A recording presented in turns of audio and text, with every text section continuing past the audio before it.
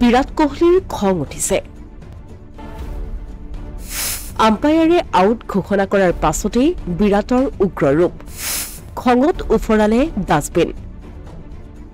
বহু সময়ত বিৰাট কোহলিয়ে নিজৰ খং সংযম কৰিব নোৱাৰে যাৰ বাবে বহু সময়ত অনাহক কিছু পৰিস্থিতিৰ উদ্ভৱ হোৱা দেখা যায় পূৰ্বৰ দৰে পুনৰ নিজৰ খঙক নিয়ন্ত্ৰণ কৰিব নোৱাৰি একেটা ভুলকে কৰিলে বিৰাট কোহলিয়ে দেওবাৰৰ কথা আইপিএলত কলকাতা নাইট ৰাইডাৰ্ছৰ হাতত 1 ৰানত পৰাজিত হৈছিল বাংগালুৰু বিৰাট কোহলিক আম্পায়াৰে আউট ঘোষণা কৰাৰ পাছতেই উগ্ৰ ৰূপ ধাৰণ কৰা দেখা গ'ল খেলুৱৈগৰাকীক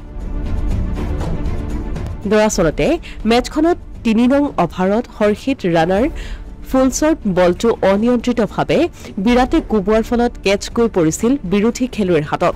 আউট হোৱাৰ পাছতেই বেংগালুৰুৰ তৰফৰ পৰা এই বলটো কঁকালৰ ওপৰলৈ উঠিছিল বুলি এটা ৰিভিউ লৈছিল কিন্তু থাৰ্ড আম্পায়াৰে এই দাবী নচ্ছাত কৰে এই সিদ্ধান্তত কিছু অসন্তুষ্ট হৈ আম্পায়াৰৰ সৈতে তৰ্কাতৰ্কিত লিপ্ত হৈছিল বিৰাট কোহলি খেলপথাৰৰ পৰা বাহিৰলৈ ওলাই যোৱাৰ সময়ত কোহলিয়ে হাতত থকা বেটখন মাটিত ঠেকেচি দিয়াৰ উপৰিও হাতেৰে ঘুচা মাৰি খেলপথাৰৰ কাষত থকা এটা ডাষ্টবিনো উফৰাই পেলায় কোহলিৰ এই অসংযত আচৰণক লৈ ইতিমধ্যে সামাজিক মাধ্যমত ব্যাপক চৰ্চা আৰম্ভ হৈছে ভদ্ৰলোকৰ খেল বুলি ক্ৰিকেটক অভিহিত কৰা হয় যদিও এগৰাকী অভিজ্ঞতা সম্পন্ন খেলুৱৈৰ এয়া কি আচৰণ বুলি একাংশই প্ৰশ্ন উত্থাপন কৰিছে